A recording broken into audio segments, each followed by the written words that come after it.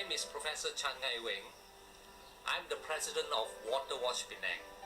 This is an environmental NGO, a non-governmental organization, and our aim is to promote study, awareness, knowledge, conservation, protection, and the practice of a water-saving society towards the sustainable development of water resources in Malaysia.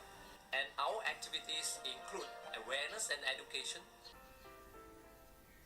One of the most serious problems with water in this world is water pollution. Let me tell you why. 50% of the rivers in the world are polluted. And this is not just happening in other countries. In our own country, Malaysia, a lot of our rivers are polluted.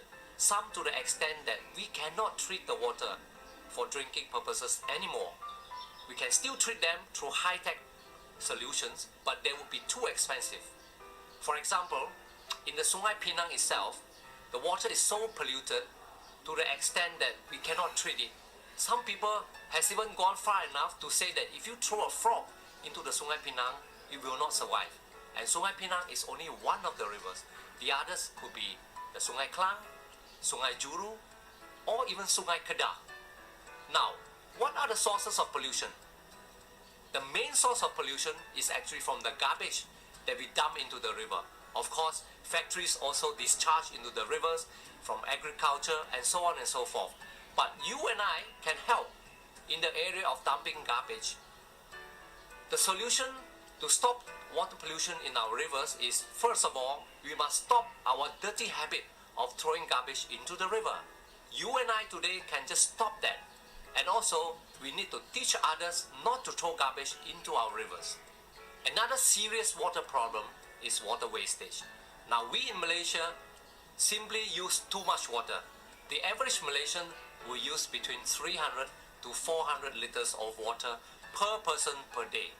Now, this in comparison to other parts of the world is simply too high. For example, in India, the average person would use only about 100 liters of water per day.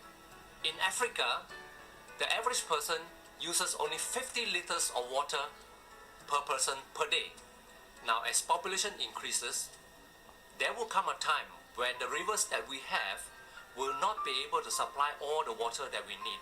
So, if we do not use the water wisely and carefully and protect our rivers, then there will come a time when we are forced to use recycled water. Now, what is recycled water? Recycled water is simply water that is channeled from drains and from the toilet back into our reservoir to be retreated for reuse. Think about that. Do you want to use recycled water?